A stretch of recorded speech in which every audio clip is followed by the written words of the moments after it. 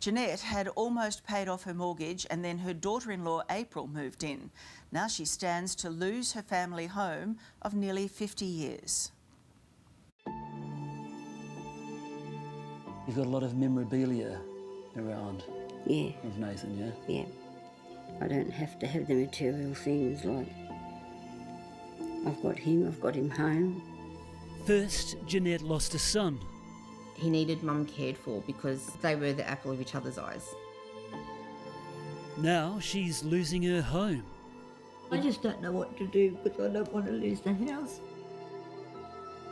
Because of her daughter-in-law, April, Steve, who enjoys 2 properties.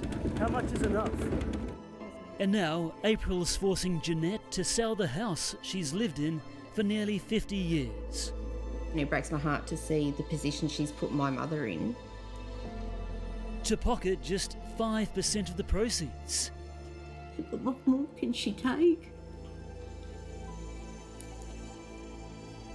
She took everything. It's a financial family fallout of epic proportions. Don't be such a callous person. The information that she provided is crucial to the story. Horrible, selfish girl. April, are you taking Jeanette for a fool? Jeanette's a 67-year-old Western Sydney librarian who thought she was doing things by the book until she received a shock knock at the door. And he goes, I'm looking for Jeanette Jones, and that's me. And he says, oh, you've been served. Served legal papers from April, forcing the sale of the family home so her ex-daughter-in-law could claim her 5% stake. April ignored the wishes of her late husband Nathan, which he penned in his farewell letter to his sister Catherine before he died. He wanted the house to be looked after for Mum. He wanted his super to be put onto the loan of this house to either fully cover what was remaining of the loan or to drastically reduce it to nearly nothing. But April pocketed Nathan's super payout of more than $500,000, even though they had separated before he died. She went to visit her mother and never returned. Never returned? No. Wow. But she has returned. Yes, with a vengeance. Yeah. Nathan passed away in July 2015. This pic of April was posted in September. After the funeral, April demanded Jeanette hand over Nathan's assets, including his beloved Mustang and work ute. In return, April offered to relinquish her 5% stake in the house. I thought everything was okay and my house was secure because she said if I give her what she wanted from the house, right down to 2 deck chairs from the pool, yeah, and a squeezy mop, right down to all that, that she would sign the 5% back over to me, where she hasn't done it. Almost 7 years after Nathan's death, April is back for more, around $34,000 more. That's how much she'll likely receive from the forced sale of the house. Jeanette struggled to pay the mortgage and the construction loan that they all took out to build this granny flat on top of Jeanette's home for Nathan and April to live in. Mum did everything to help Nathan and April to allow them to have a home of their own upstairs.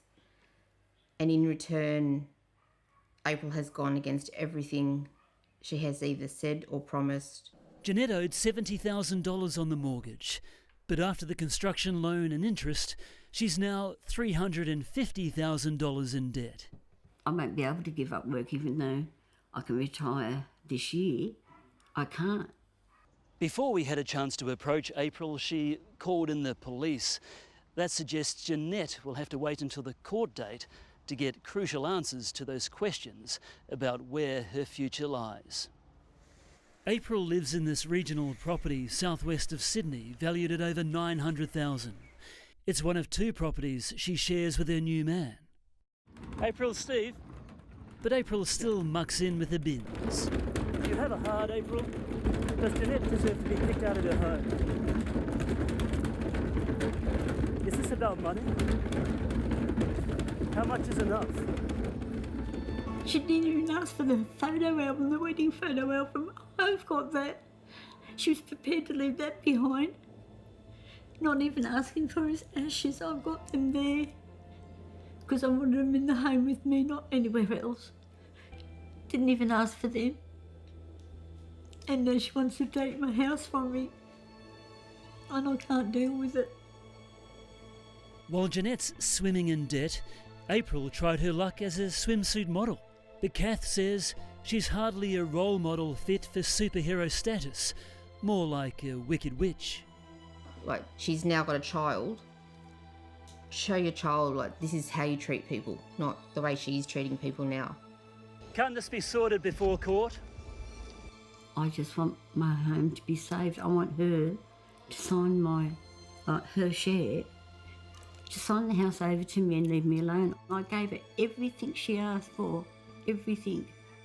April, you told me one thing, but your lawyer says another. What's your side of the story?